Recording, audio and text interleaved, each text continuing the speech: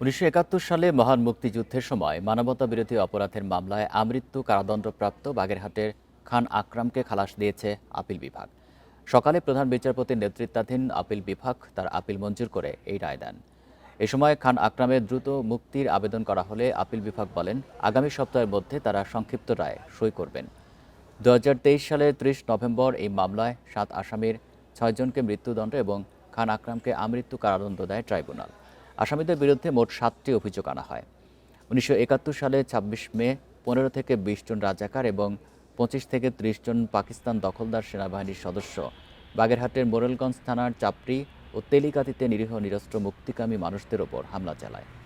সে সময় প্রায় ৫০টি বাড়ির মালামাল লুণ্ঠন করে এবং বাড়িঘর অগ্নিসংযোগে ধ্বংস করে, হত্যা করে ২ জন নিরীহ মানুষকে। বিকাশ পেমেন্টে ১০,০০০ টাকার বেশি অফার। শপিং চলছে তো।